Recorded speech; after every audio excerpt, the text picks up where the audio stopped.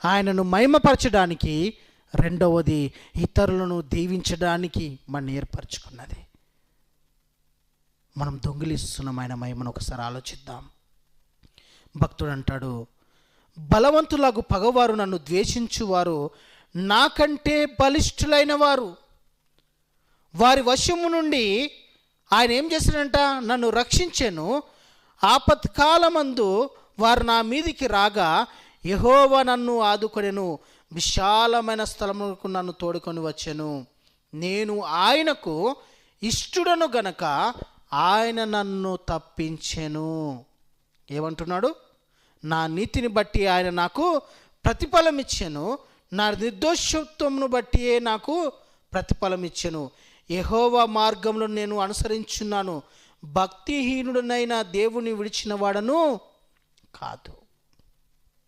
చాలామందికి శ్రమ కలగగానే దేవుని మర్చిపోతారు, మందిరం మర్చిపోతారు, వాక్యం చదవడం మర్చిపోతారు, సహవాసం మర్చిపోతారు, ఏదో నిష్ఠూరంగా ఉండిపోతారు. ఇక ప్రపంచం అంతా ఎవరికి లేని బాధలు వారికే వచ్చినట్టుగా, ఎవరికి లేని కష్టాలు వారికే వచ్చినట్టుగా, ఎవరికి లేని భారం అంతా వారే మోస్తున్నట్టుగా వారు ఉండిపోతారు.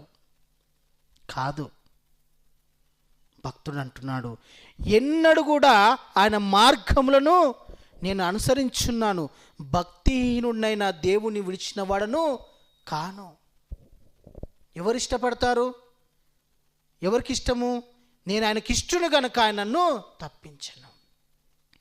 దేవుని మార్గంలో ఉన్న నీవు, దేవుని కొరకు ఆసక్తి కలిగిన నీవు, దేవుని కొరకు ఏ పరిస్థితుల్లో నిలబడిన వారు నువ్వు, దేవుని యొక్క కనుదృష్టి నీ పైన ఉంటుంది.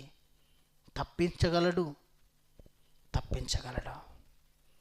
ఆయనకిష్టుడిని ఎవరు ఉండగలుగుతారు? ఇష్టమైన వ్యక్తులు దేవుని యొక్క హృదయానుసారంగా జీవించిన వ్యక్తి, దేవుని కొరకు ప్రతి క్షణము మంచి సాక్ష్యము కలిగిన వ్యక్తులు, దేవుని కొరకు, దేవుని యొక్క పని కొరకు ఆరాటపడిన వ్యక్తులు.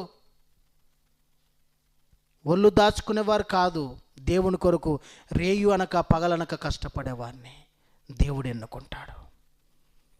దేవుడు ఆనందించేవాడే ఉన్నాడు గనక ప్రతి పరిస్థితుల నుంచి, ప్రతి ఉపద్రవంలో నుంచి దేవుడు తప్పించి, దేవుడు ఒక సమాధానకరమైన స్థలము నిలబెడతాడు, ఒక ఆశీర్వాదకరమైన స్థలము నిలబెడతాడు, ఒక దీవెన కలిగిన స్థలమందు నిలబెడతాడు. నేను రెట్టింపు ఘనత కలిగిన స్థలమందు నిలబెట్టి అనేకులకు ఆశీర్వాదకరంగా ఉంటా.